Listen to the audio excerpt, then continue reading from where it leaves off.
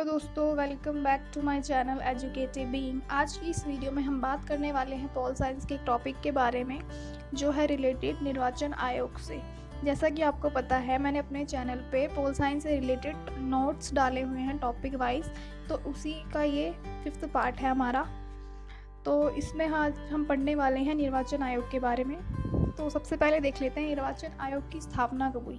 निर्वाचन आयोग की स्थापना 25 फरवरी 1951 में हुई। निर्वाचन आयोग के बारे में संविधान के भाग 15 और आर्टिकल 324 से 329 में दिया गया है। अब निर्वाचन आयोग की हमें ज़रूरत क्यों पड़ी? तो निर्वाचन आयोग की ज़रूरत हमें इसलिए पड़ी, पारदर्शी और निष्पक्ष चुनाव करवाने के लिए हमें निर्वाचन आयोग की ज़रूरत पड़ी। यहाँ पे मैंने ईसी लिखा हुआ है, ईसी मतलब इलेक्शन कमीशन। भारत में फर्स्ट टाइम आम चुनाव 1951 से 52 में हुए थे। 25 जनवरी को राष्ट्रीय मतदाता दिवस मनाया जाता है। अब मतदाता दिवस कब मनाया जाता है, ये काफ़ी इंपॉर्टेंट क्वेश्चन आ जाता है। तो 25 जनवरी को मनाया जाता है हमारा राष्ट्रीय मतदाता दिवस।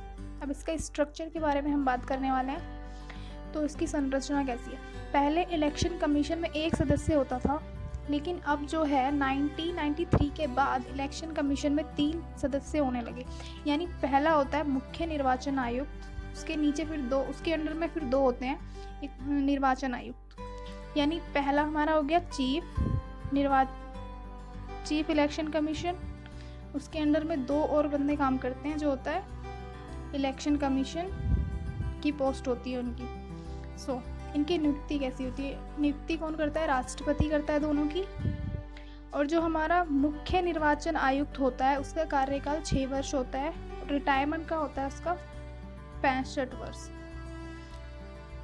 ईसी की सैलरी सुप्रीम कोर्ट के न्यायाधीश के बराबर होती है, 90,000 होती है।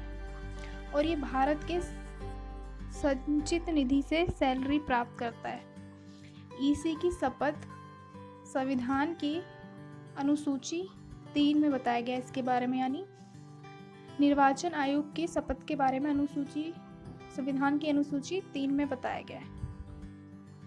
आई होप कि आपको समझ आ रहा होगा जो मैं बता रही हूँ। अब हम आगे बढ़ते हैं। अब इसके कार्य के बारे में हम जानते हैं, क्या कार्य क्या क्या होते हैं इसके। निर्वाचन आयोग के क्या कार्य होते हैं? तो राष्ट्रपति, उपराष्ट्रपति, लोकसभा, राज्यसभा, विधानसभा और विधान परिषद के सदस्यों के चुनाव करवाता है निर्वाचन आयोग। चुनाव की डेट बताता है निर्वाचन आयोग। चुनाव खर्चों की निगरानी करता है। आचार संहिता लगाना और पालन करना उसका, ये इसका कार्य है निर्वाचन आयोग का। निष्पक्ष एवं पारदर्शी चुनाव हो, यानी चुनाव बिल्कुल निष्पक्ष तरीके से हो, किसी के पक्ष में रहकर ना हो, बिल्कुल न्याय के साथ हो। तो ये सब देखता है हमारा निर्वाचन आयोग। मतदाता पहचान पत्र तैयार कराना और चुनाव चिन्हों का आवंटन हमारा निर्वाचन आयोग करता है। इस 1 पेज नोट की सीरीज़ में आपको 1 पेज में आई होप टॉपिक्स क्लियर हो रहे होंगे अच्छे से, क्योंकि इसमें मैंने सब कुछ इंक्लूड करा हुआ है शॉर्ट करके। ये काफ़ी हेल्पफुल होगा आपको। मुझे कमेंट में ज़रूर बताना ये हेल्पफुल है आपके लिए या नहीं। अब हम अपने इम्पॉर्टेंट टॉपिक्स, इम्पॉर्टेंट जो पॉइंट हैं वो देखते हैं। तो फर्स्ट इलेक्शन कमिश्नर कौन था? फर्स्ट इलेक्शन कमिश्नर थे हमारे सुकुमार सेन। वर्तमान में यानी 20वें CEC मुख्य निर्वाचन आयुक्त कौन है? नसीम जेडी। ये 2020 में थे। 2019 में कौन थे? हरिशंकर ब्रह्मा। ये जो मैं आपको बता रही हूँ ना 19 और 20 के, ये भी इम्पोर्टेंट होते हैं, पेपर में कई बार आ जाता है। करंट ना पूछ के आगे पीछे के पूछ लेते हैं, तो इसलिए मैं आपको ये वाले बता रही हूँ। लेकिन अब जो वर्तमान में हमारे हैं इलेक्शन कमिश्नर, वो हैं अचल कुमार, ओम प्रकाश रावत। क्योंकि मैंने आपको बताया 2 होते हैं इलेक्शन कमिश्नर, तो 2 हैं हमारे, अचल कुमार और ओम प्रकाश रावत।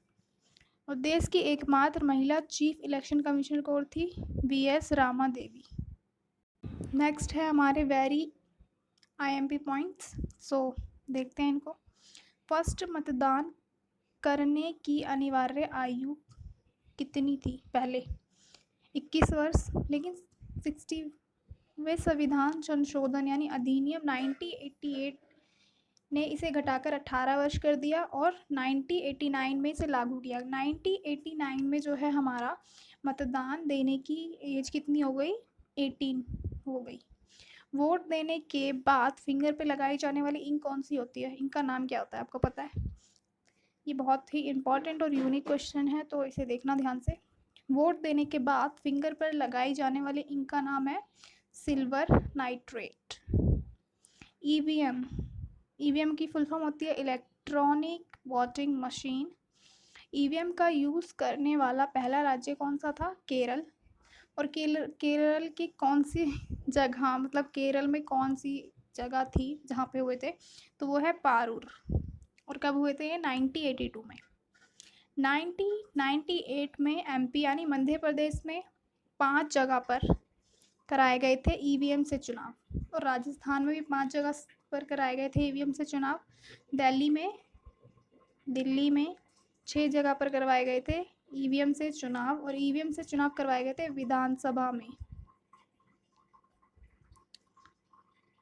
संपूर्ण चुनाव ईवीएम से करवाने वाला फर्स्ट स्टेट कौन सा है? संपूर्ण चुनाव ईवीएम से करवाने वाला यानी इलेक्ट्रिक वोटिंग मशीन से संपूर्ण चुनाव जिसने करवाए थे वो है गोवा।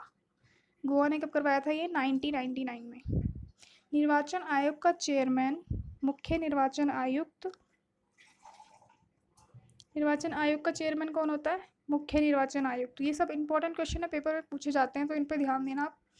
भारत निर्वाचन आयोग ने 2010 में स्वर्ण जयंती मनाई थी। ये भी इम्पोर्टेंट है, पूछ लेता है कई बार कि निर्वाचन आयोग ने स्वर्ण जयंती कब मनाई थी? तो 2010 में मनाई थी।